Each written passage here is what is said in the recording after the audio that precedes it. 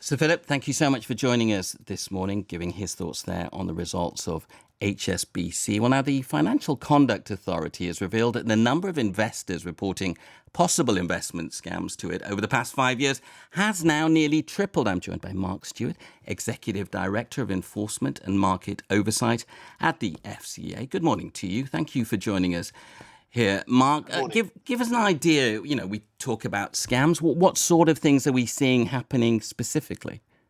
Well, the ones that we are seeing reported to us are investment scams. So, for the most part, investment scams. We're also seeing advanced loan fee fraud scams as well, so consumer credit type scams. But they're the sorts of things that I think we'd expect to see in times of a cost of living crisis, as we are, people being lured into too good to be true investments and into too good to be true loans as well.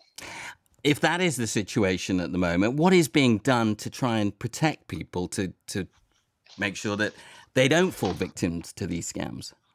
Well, today we're launching a new Scam Smart campaign. Scam Smart is the pages on our FCA website that provide information on how consumers can avoid being scammed, what to look out for.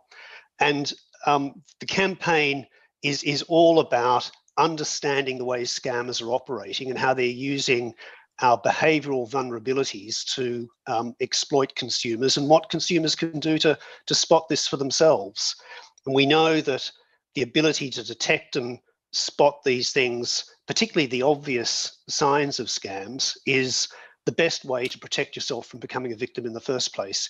Yes, we will pursue scammers, work with the police and with the NCA, but it's much better to prevent this in the first place. So understanding how scammers are operating, how scammers are using our own behavioural traits and vulnerabilities is a great way to ensure that you're protected. So Scam Smart is a lot of information based on real experience from victims, which tells us exactly how scammers are operating, the telltale signs of scams. Yeah, but the problem is, if it's tripling, is that an indication that maybe the FCA is not being as effective as it should be?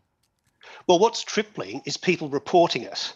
It doesn't mean that they're victims themselves. So we encourage people, if they spot and see scams, to tell us about it so that we can then turn that into warnings. And we've increased the number of alerts that we place on our warning list, which is also on our Scam Smart page, so people can check out what to do. But do you have the resources to deal with this? Because that is a question that is often put to you.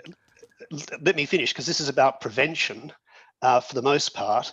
And what we're doing here is that the campaign today is giving people information and tactics on how to avoid being scammed in the first place. So using our register, not using unauthorized investment firms, not using unauthorized consumer lenders, using firms that are on our register that have been checked out, that are allowed to do this sort of business in the first place, that have the rules and the protections that the regulatory system provides.